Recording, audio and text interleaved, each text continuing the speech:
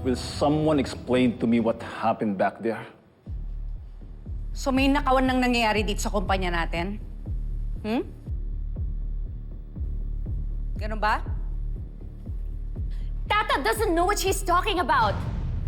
Sir Gov, Tita Margaret, love, nagsisinungaling lang siya para magpalakas sa inyo.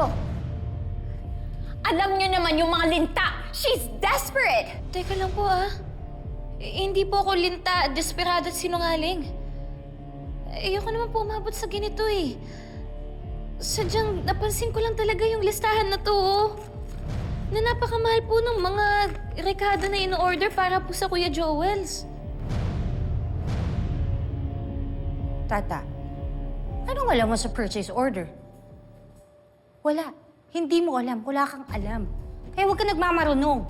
Ma'am, hindi po ako nagmamarunong. Lumaki po ako sa palengke kaya kabisado ko po yung presyohan nito. Kaya masasabi ko po na sobra po yung patong nito sa normal na presyo sa palengke.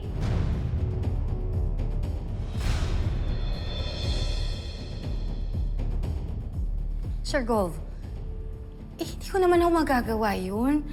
Saka, napakadali namang umimbento tsaka gumawa ng papel na ganyan. Sinisiraan lang ako ng babaeng ito.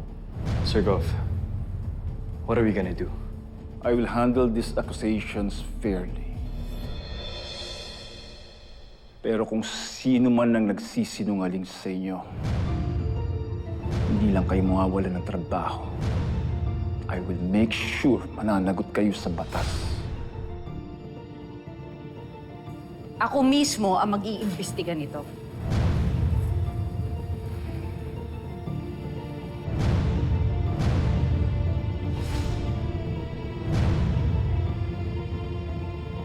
Walang lalabas sa kwartong to.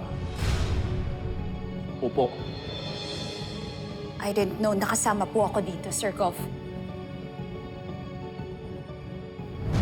Walang lalabas sa inyo.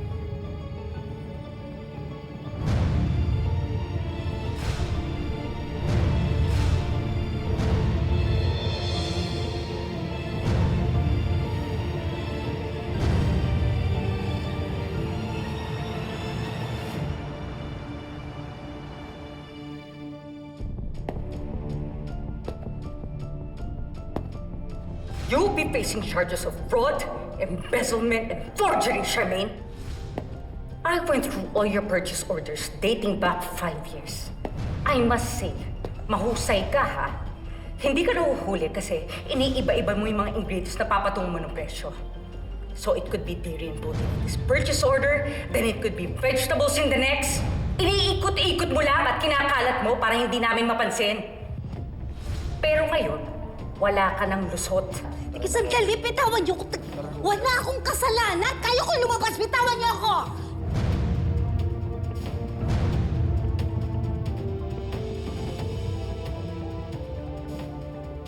Venice?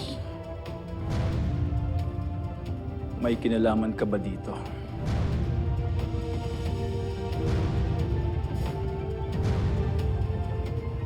Ikaw ang nag-approve ng iba dito on behalf of Francis. I'm asking you, are you an accomplice to this crime? No, Sir Gov.